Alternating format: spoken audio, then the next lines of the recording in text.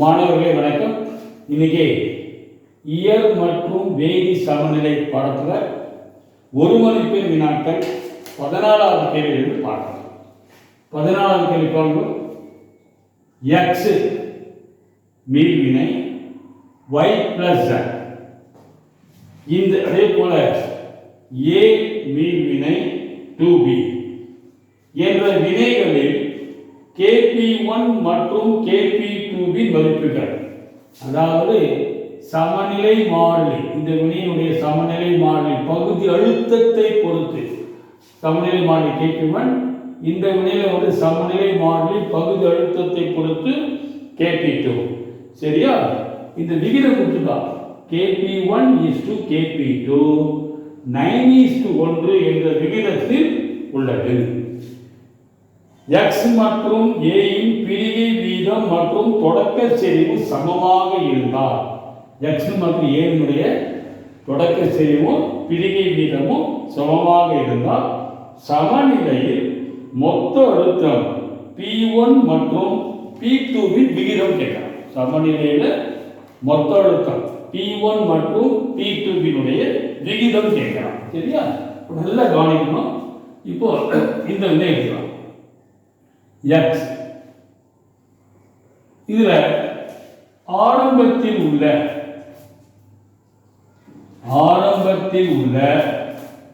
மோல்களின் எண்ணிக்கை, பெரிய கணக்கு நல்லா கவனிக்கணும். மோல்களின் எண்ணிக்கை இதை நம்ம என்ன வச்சுக்கலாம்னா x வச்சுக்கலாமா? x வச்சுக்கலாம்.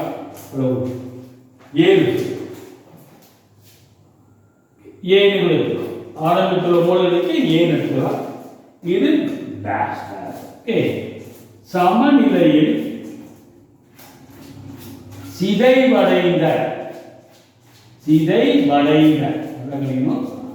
சமநிலையில் சிதைவடைந்த மோல்களின் எண்ணிக்கை, இது x. சமநிலையில் x மோல் சிதைவடைந்தது. ஓகே, சரி. நெக்ஸ்ட், சமநிலையில் உள்ள மோல்களின் எண்ணிக்கை. மோல்களின் எண்ணிக்கை சமநிலையில். இப்போ A தொடக்க மோல், எக்ஸினுடைய தொடக்க மோல், ஆரம்பத்தில் மோல், x மோல் சிதைவடைஞ்சிச்சு. மீதி எவ்வளோ இருக்கும்? A minus x. நல்லா கவனிக்கணும். சமன்பாட்டின் படி ஒரு மோல் x சிதைவடைந்தால் ஒரு மோல் வையும் ஒரு மோல் ஜட்டையும் தரும். அப்போ x மோல் சிதைவடைந்தால், x மோல் கேபிட்டல் X சிதைவடைந்தால் x மோல் வையையும் x மோல் ஜட்டையும் தரும். ஓகே, சரி. நெக்ஸ்ட், சமநிலையில் உள்ள மொத்த மோல்களின் எண்ணிக்கை. சமநிலையில் உள்ள மொத்த மோல்களின் எண்ணிக்கை இன்னொரு கூட்டிடும். A minus x plus x plus x கூட்டினா A plus x. அதே போல இந்த வினை பாருங்க. இப்போ ஆரம்பத்தில் உள்ள மோல் எண்ணிக்கை இது A வச்சுக்கலாம், இது டேஷ். சமநிலையில் சிதைவடைந்தது நம்ம என்ன வச்சுக்கலாம்? x. வினை பிரிந்தது கூட சொல்லலாம், x வச்சுக்கலாம். வினை பிரிந்தது x. சரி, அடுத்தது சிதைவடைந்தது சொல்லலாம், பிரிகை வீதம் தான். நெக்ஸ்ட், சமநிலையில் உள்ள மோல்களின் எண்ணிக்கை எவ்வளவு? A minus x. இது பார்த்தீங்கன்னா சமன்பாட்டின் படி ஒரு மோல் A 2 மோல் B ஐ தருது. அப்போ x mole A 2x mole B ஐ கொடுக்கும். அப்போ சமநிலையில் உள்ள மொத்த மோல் இதுக்கு பார்த்தீங்கன்னா A minus x plus 2x, அப்போ A plus x. நல்லா கவனிக்கணும். இப்போ இந்த வினைக்கான KP1, அதாவது சமநிலை மாறிலி பகுதி அழுத்தத்தை பொறுத்து எப்படி எழுதலாம்? y இன் பகுதி அழுத்தம், z இன் பகுதி அழுத்தம், x இன் பகுதி அழுத்தம். ஓகே, சரி, இது போட்டுக்கலாம். இப்போ KP1 னா நல்லா கவனிக்கணும், ஈக்குவல் டு y இன் பகுதி அழுத்தம்னா, பகுதி அழுத்தம் எப்படி கண்டுபிடிக்கணும்? y இனுடைய மோல் எண்ணிக்கை என்ன? சமநிலையில் x, மொத்த மோல்கள் சமநிலையில் A plus X. இதுதான் மோல் பின்னம் சொல்லுவோம். வங்கியினுடைய மோல் பின்னம் இன்டு மொத்த அழுத்தம் P1. நம்ம புத்தகத்தால மொத்த அழுத்தம் கேபிட்டல் P1 சொல்லலாம். சரியா? அதே போல இதுதான் பகுதி அழுத்தம். அதாவது அதனுடைய மூல மொத்த மூலாக வந்து மொத்த அழுத்தத்தால் பெருக்கணும். அதே போல இசட்டினுடைய பகுதி அழுத்தம்னா Z வந்து சமநிலையில் X மோல் இருக்கு. மொத்த மோல் வந்து A plus X, மொத்த அழுத்தம் P1 divided by X இனுடைய பகுதி அழுத்தம் எப்படி கண்டுபிடிக்கணும்? சமநிலையில் X எவ்வளவு இருக்கு? கேபிட்டல் Xனா A minus X, மொத்த மோல் A plus X, மொத்த அழுத்தம் P1. ஓகே, சரி. இது முடிஞ்ச இது கூட நீங்க ஒரு சிம்பிளிஃபை பண்ணிடலாம். இதை கட் பண்ணிடலாம். முடிஞ்சோட கட் பண்ணிடலாம். ஈஸியாக இருக்கும். ஓகே, இதை கட் பண்ணிடலாம். அப்போ KP1 என்ன ஒரு இது வரைக்கும் பாருங்க. X ஸ்கொயர் கரெக்டா? X ஸ்கொயர் ஒரே ஒரு P1 மட்டும் இருக்குது. இங்க A plus X A minus X. இதே போல இந்த சமன்பாடு இந்த வினைக்கு KP2 சொல்லுங்க. KP2னா B இனுடைய பகுதி அழுத்தம் ஸ்கொயர். அதாவது KP2ங்கிறது சமநிலை மாறிலி பகுதி அழுத்தத்தை பொறுத்துனா B இனுடைய பகுதி அழுத்தம் ஸ்கொயர் மேலே வந்துடும் டிவைடட் பை A இனுடைய பகுதி அழுத்தம். அப்போ KP2 ஈக்குவல் டு B இனுடைய பகுதி அழுத்தம் என்ன எழுதணும்?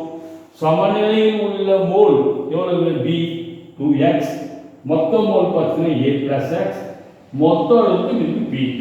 இதை ஸ்கொயர் பண்ணணும் இல்லையா? Divided by A.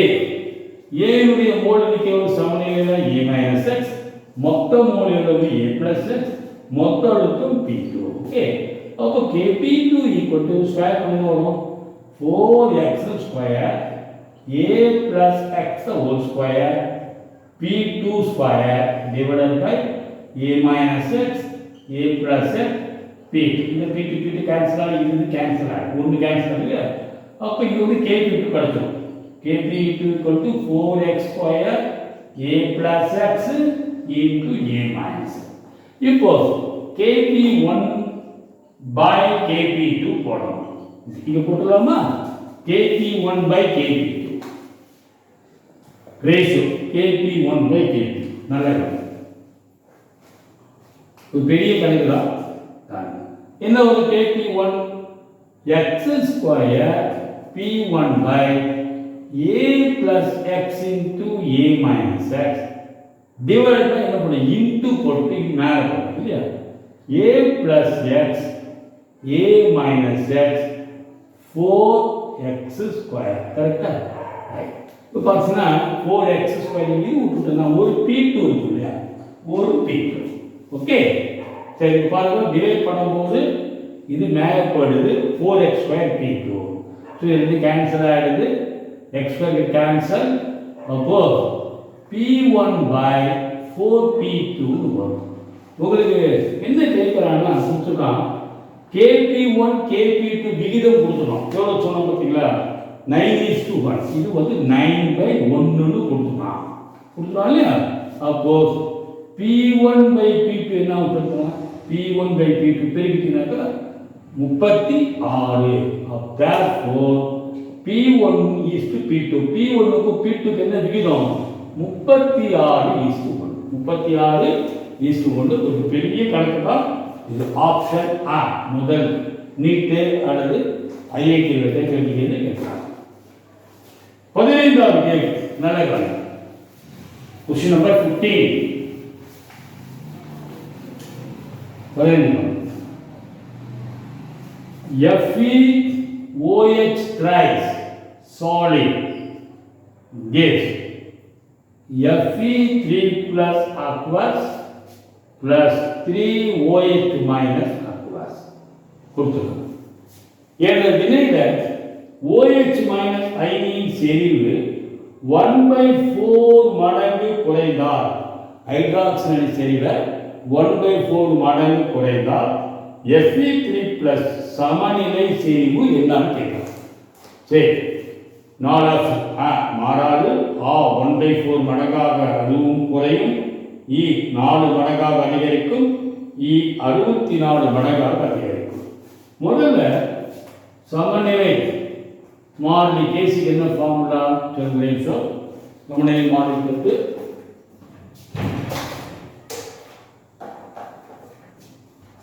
சமநிலை மாறிலி equal to KC equal to very good Fe3 plus செறிவு into hydroxyl அயனி செறிவு Q divided by FeOH thrice solid செறிவு. இப்போ எப்பவுமே திண்ம பொருளுடைய செறிவு வந்து 1 வச்சுக்கணும். அப்போ Kc equal to Fe3 plus செறிவு ஹைட்ராக்சில் அயனி செறிவு Q. இப்போ OH மைனஸ் செறிவு என்ன பண்ணுறோம்? 1/4 மடங்கு குறைக்கணும்.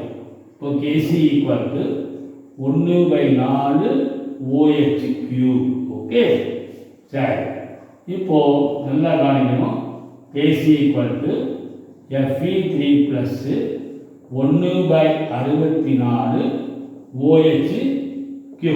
ஓகே சரி. இப்போ இந்த Kc மதிப்பு மாறிலி எப்பொழுதும் மாறாது. சரியா?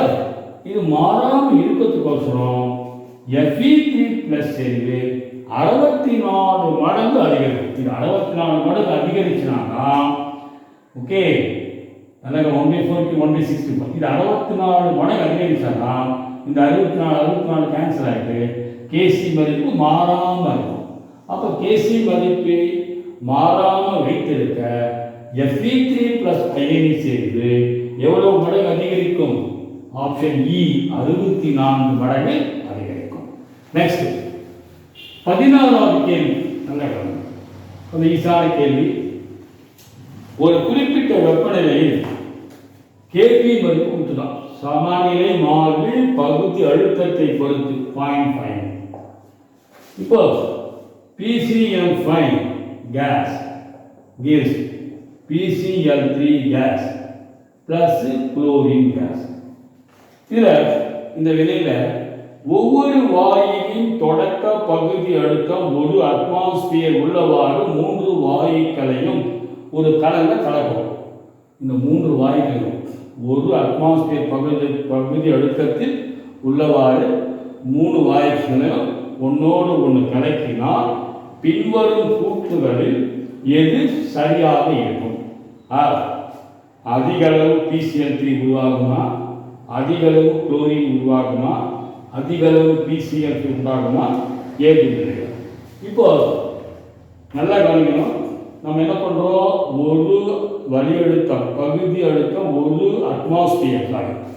அட்மாஸ்பியர் உள்ளவாறு இந்த 3 வாயுக்களையும் நம்ம ஒரு கலக்கிறோம். அப்போ வினை குணகம் கண்டுபிடிச்சிடலாம். வினை குணகம்னா நல்லா கவனிக்கணும். PCl3 into P chlorine K by PCl5 PPCl. அதாவது ஆரம்பத்தில் உள்ள இனிஷியல் கான்சன்ட்ரேஷன் சொல்லுவோம். ஆரம்பத்தில் உள்ள PCl3 குளோரினுடைய பகுதி அழுத்தம் டிவைடட் பை PCl5 பகுதி அழுத்தம். அதாவது initial concentration of PCl3 chlorine divided by the initial concentration of PCl5. சரியா? அதாவது தொடக்கத்தில் உள்ள PCl3 குளோரினுடைய பகுதி அழுத்தங்கள் பெருக்கல் பலன் டிவைடட் பை PCl5 உடைய தொடக்கத்தில் உள்ள பகுதி அழுத்தம். இப்போ Q ஈக்குவல் டு இது 1ன்னு சொன்னா இது 1ன்னு சொன்னா 1. அப்ப என்ன வரும்? 1. Q மதிப்பு பார்த்தீங்கன்னா Kp ஐ விட அதிகமாக இருக்கும். நல்லா கவனிக்கணும். Q மதிப்பு Kp ஐ விட அதிகமாக இருந்தால் Q மதிப்பு குறையும். Kp ஐ விட அதிகமாக இருந்தனால Q மதிப்பு குறையும். அதனால Q மதிப்பு குறைஞ்சு வினை நிகழும்போது Q மதிப்பு குறைஞ்சு Kpக்கு சமமாகும். அப்போ Q மதிப்பு குறையிறதுனால வினையானது பின்னோக்கி நிகழும். நல்லா கவனிக்கணும்.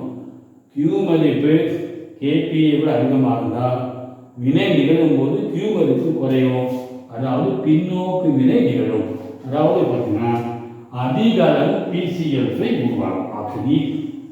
அதே வந்து Q மதிப்பு Kp ஐ விட குறைவாக இருந்தால் முன்னோக்கு வினை நிகழும். Q மதிப்பு அதிகரிக்கும். அடுத்தது 17 கேள்வி பாருங்க. 17 இப்போ 1 லிட்டர் கன அளவுள்ள குடுவையில் சமமோலார் செறிவுடைய ஹைட்ரஜன் மற்றும் அயோடின் வெப்பப்படுத்தும். இது சொல்லுங்க, சமமோலார் செறிவு, அதாவது ஹைட்ரஜன் அயோடின் gives 2H. 17 கேள்வி. 1 லிட்டர் கன அளவுள்ள குடுவையில் சமமோலார் செறிவுடைய ஹைட்ரஜனையும் அயோடினையும் வெப்பப்படுத்தும்.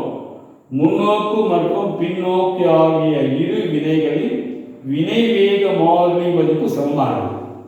முன்னோக்கி வினையின் வேக மாறிலி மதிப்பு KF-ம் பின்னோக்கி வினையின் வேக மாறிலி மதிப்பு KB-யும் சமமாக இருந்தால் H2-வின் தொடக்க செறிவில் எவ்வளவு சதவீதம் வினைப்பட்டிருக்கும் கேட்கலாம். H2-வினுடைய தொடக்க செறிவில் எவ்வளவு சதவீதம் வினைப்பட்டிருக்கும்? நல்ல கவனிக்கணும். ஆரம்பத்தில் உள்ள மோல் எண்ணிக்கை, ஆரம்பத்தில் உள்ள ஷார்ட்டாக மோல், இது வந்து A மோல், இது A மோல்னா சமமோலார் செறிவு கொண்ட ஹைட்ரஜன் அயோடைடு எடுத்துக்கணும்.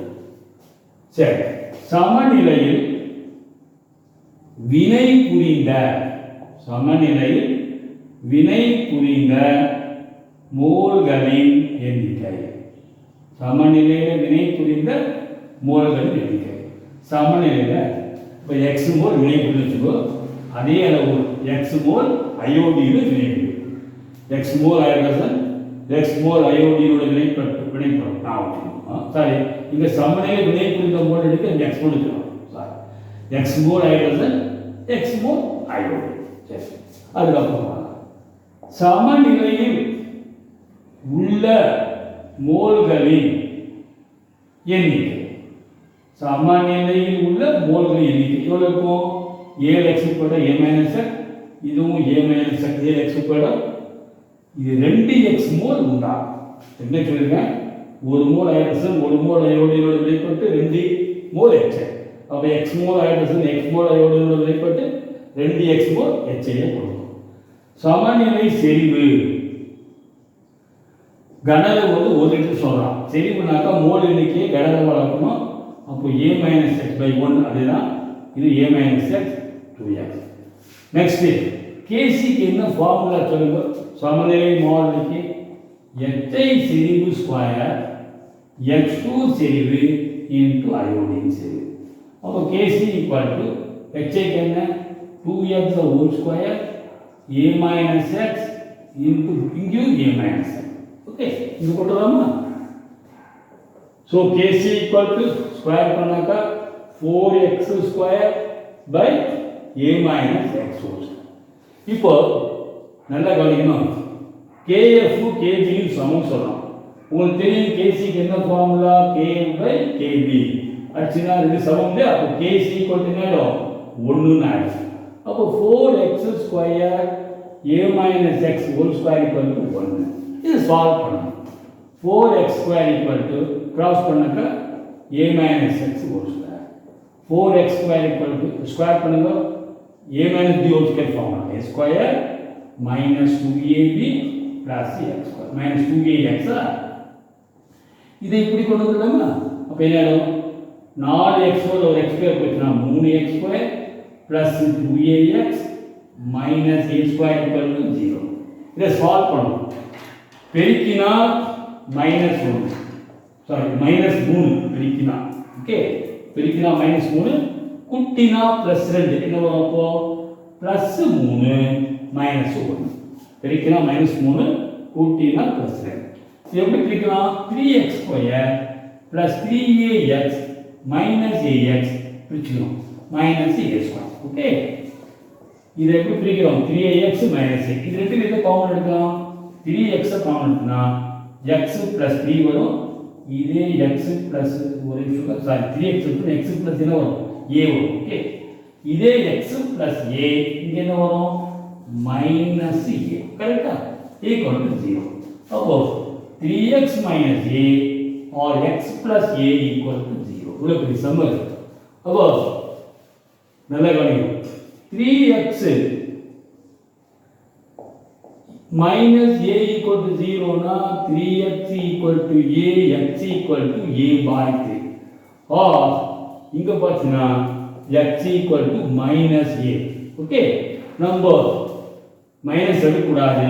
அப்போ எவ்வளவு சிதைவடைஞ்சதுன்னா ஆரம்பத்தில் இருக்கிற போது 1/3 சிதைவடைந்தது.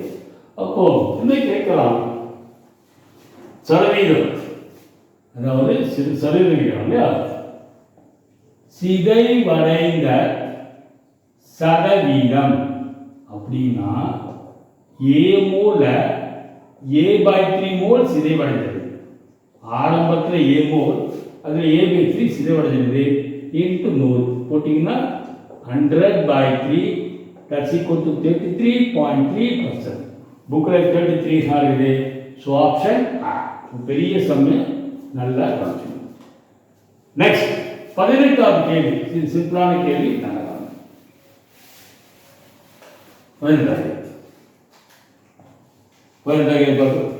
ஒரு வேதி சமநிலையில் முன்னோக்கு வினையின் வினைவேக மாறிலி மதிப்பு, முன்னோக்கு வினைனா kf 2.5 10 to the power of 2.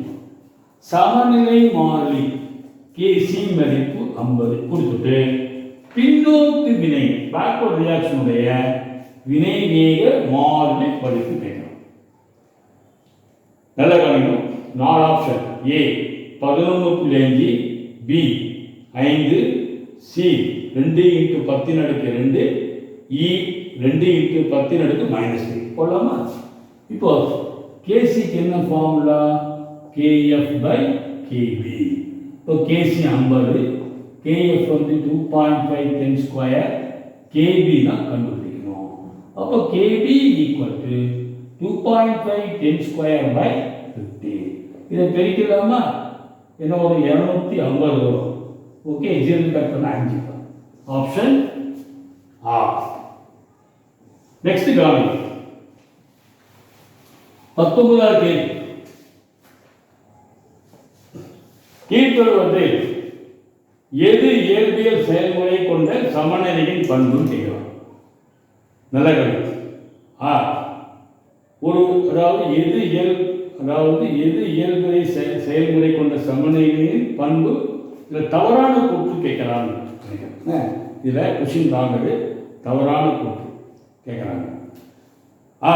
ஒரு கொடுக்கப்பட்ட வெப்பநிலையில் சமநிலையானது ஒரு மூடி அமைப்பில் மட்டுமே சாத்தியம். அது கரெக்ட். எதிரெதிர் செயல்முறைகள் ஒரே வேகத்தில் நடைபெறும், மேலும் நிலையான ஆனால் இயங்கு சமநிலை நிகழும். சரி. எது இயற்பியல் செயல் கொண்ட சமநிலையின் பண்பு அல்ல கேள்வி. அனைத்து இயற்பியல் செயல்முறைகளும் சமநிலையில் நடைபெறாது. இதுதான் தவறு. அனைத்து இயற்பியல் செயல்முறைகளும் சமநிலையில் நடைபெறும். முன்னோக்கு மற்றும் பின்னோக்கு வினைகள் ஒரே வேகத்தில் நிகழும். இதுதான் தவறான கூற்று. 4வது, அமைப்பின் அனைத்து அளவிடப்படும் பண்புகளும் மாறாமல் இருக்கும். இது சரியான கூற்று. இது பாருங்க. அடுத்து கொஸ்டின் நம்பர் 20 பாருங்க. SO2 மற்றும் O2 இலிருந்து உருவாகும் SO3 இன் 2 மோல்களுக்கு சமநிலை மாறிலி K1. அதாவது SO2 மற்றும் O2 இலிருந்து 2 மோல் SO3 உருவாகிற வினைக்கு சமநிலை மாறிலி இங்க K1. அப்படின்னா 1 மோல் SO3 சிதைவடைந்து SO2 மற்றும் அரை O2 தருகிற இந்த வினையினுடைய சமநிலை மாறிலி என்னன்னு கேட்கலாம். இதை நீங்க கேட்டு வச்சுக்கலாம். ஓகே, சரி. 4 ஆப்ஷன் கொடுத்துருக்கான். 1/K1, வந்து K1², E 1/K1, 1/2, E K1/2. சரி, இப்போ இந்த வினைக்கு சமநிலை மாறிலி சொல்லி K1 = என்ன வரும்? SO3 செறிவு ஸ்கொயர் SO2 செறிவு ஸ்கொயர் இன்டு O2 செறிவு. இது சமன்பாடு. இந்த வினைக்கான சமநிலை மாறிலி K2 என்ன? SO2 செறிவு O2 செறிவு power of divided by SO2. இது சமன்பாடு. இப்போ பார்க்கும்போது இங்கே SO3 ஸ்கொயர், இங்கே SO3 தான். அப்போ இதை நம்ம வர்க்கமூலம் எடுத்துடலாமா இந்த சமன்பாட்டை, இந்த சமநிலை மாறிலியை? அப்போ √K1 வர்க்கமூலம் எடுத்தீங்கன்னா SO3 மட்டும் வரும், இங்கே SO2 மட்டும் வரும், இங்கே என்ன வரும் O2 பவர் ஆஃப் ஆஃப் வர்க்கமூலம் இருக்கு. இது 3. இப்போ இது ரெண்டுத்தையும் கம்பேர் பண்ணுங்க, ஒப்பிட்டினா இங்கே பார்த்தீங்கன்னா SO2 O2 power of of SO3, இங்கே அப்படியே தலைகீழாக இருக்காங்க SO3 SO2 O2 power of of. அப்போ K2 equal to 1/√of K1 இதனுடைய தலைகீழாக இருக்குது. Or K2 equal to 1/K1 1 to the power of half, 1 to the power of half. Correct. அப்போ option C தான். 21வது கேள்வி, 21வது கேள்வி காண.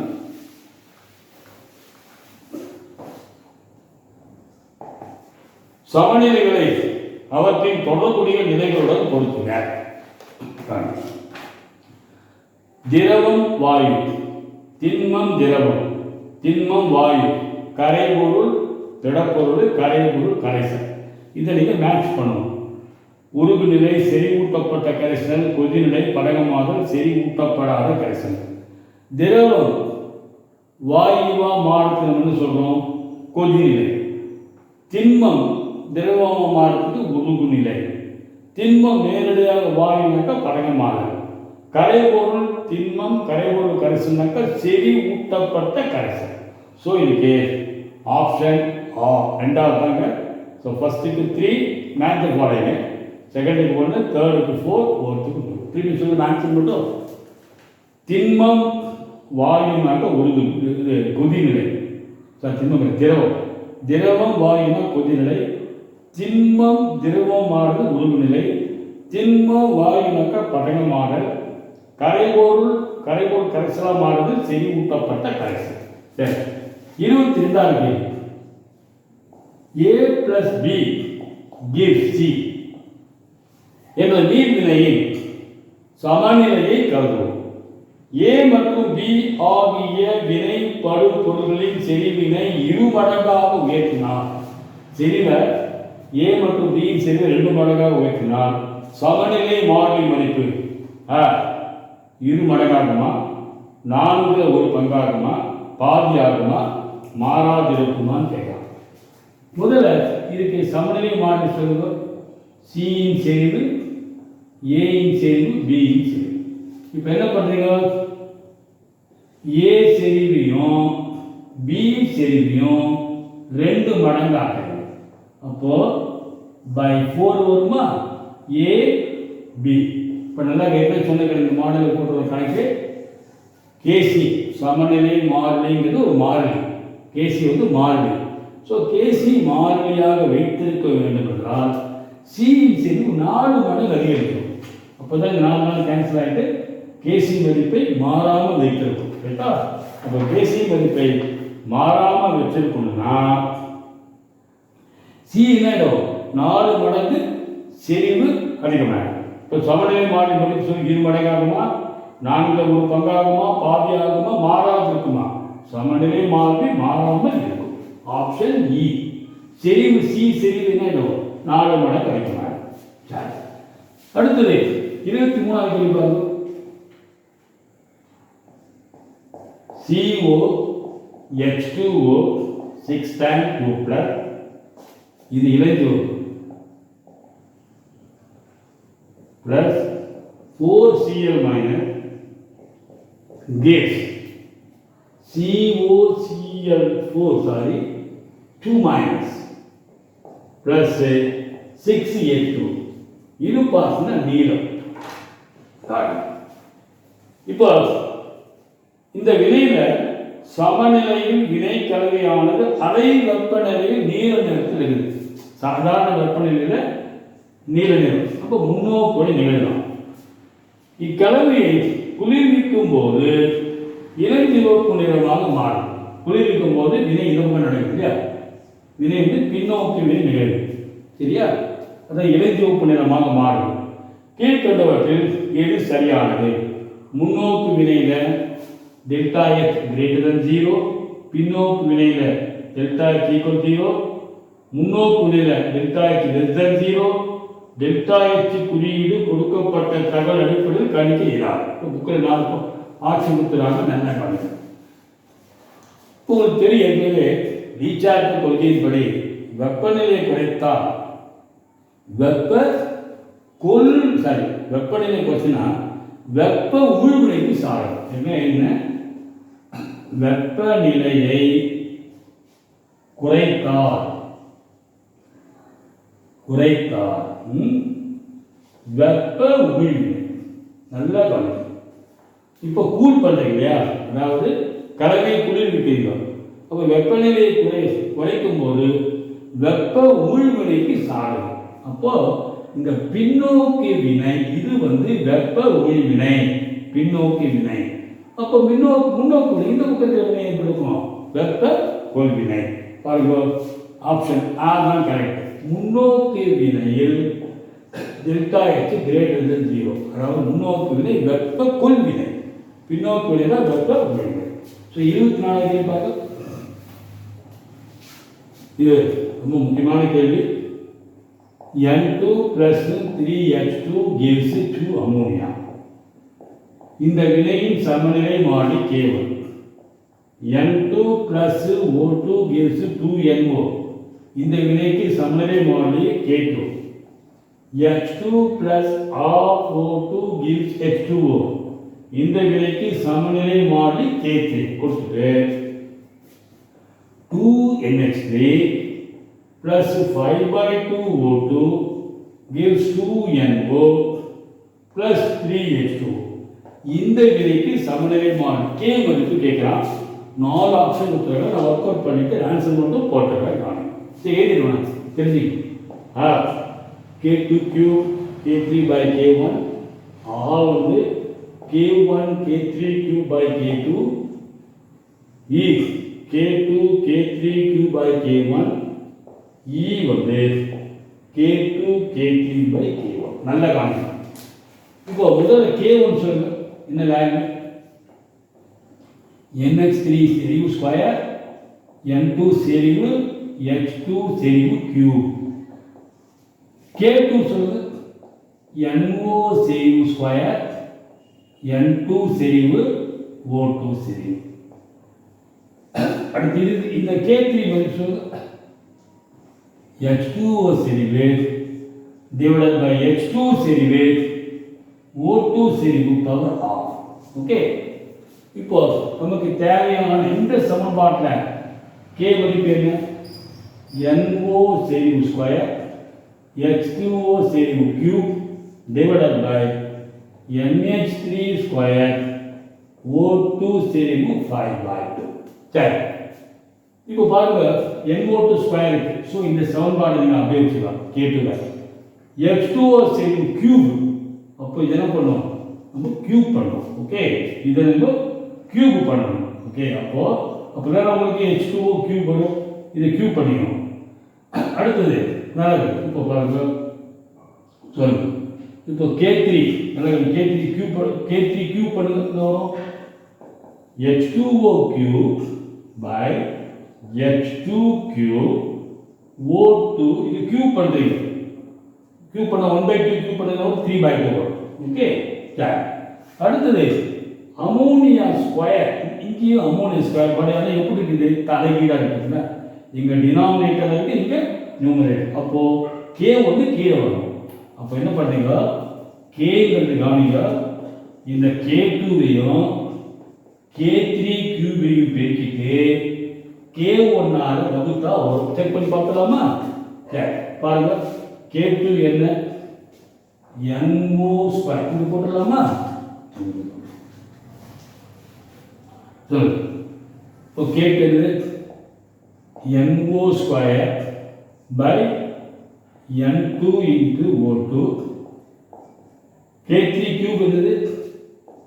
H2O கியூப் H2 செறிவு cube O2 3/2 divided by K1. இப்போ எங்கே போய்டும்? அப்போ மேலே போயிடும்.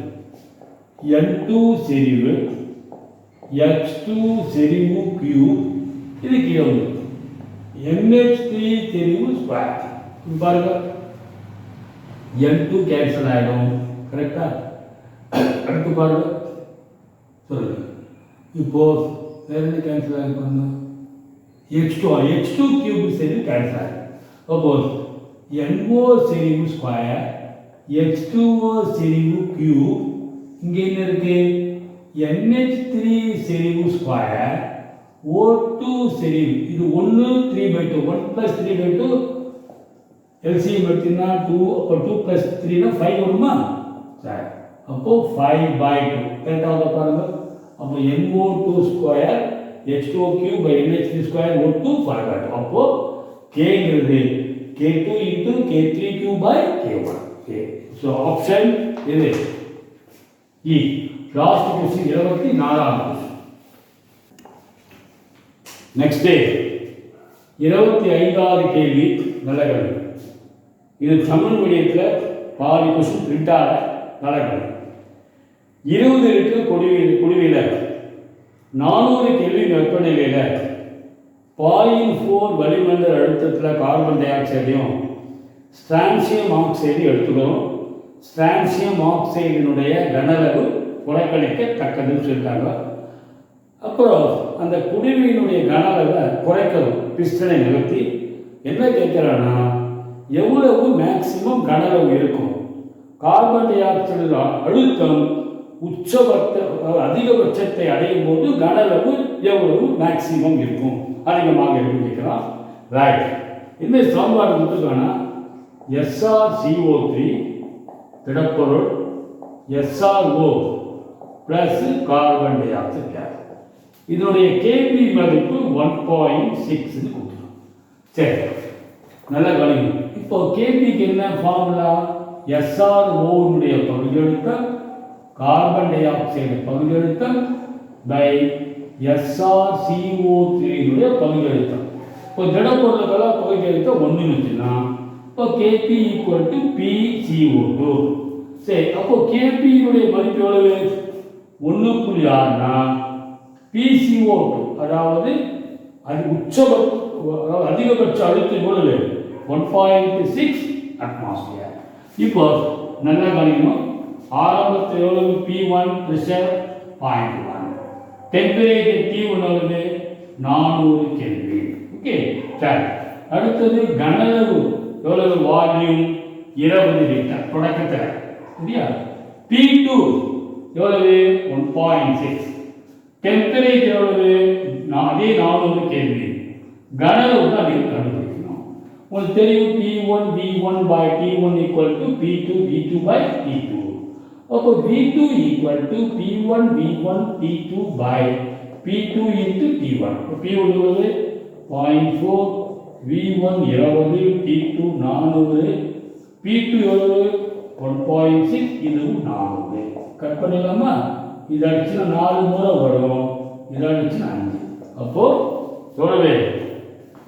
இந்த அழுத்தத்தை அடையும் போது 5 லிட்டர் கனளவு. இதுதான் வந்து மேக்சிமம் கனளவு. என்ன இந்த அழுத்தம் 1.6 அட்மாஸ்பியர் இருக்கும்போது எவ்வளோ கனளவு? 5 லிட்டர். ஸோ ஆப்ஷன் பி தான் சரியான விடை. Option B. Okay thank you.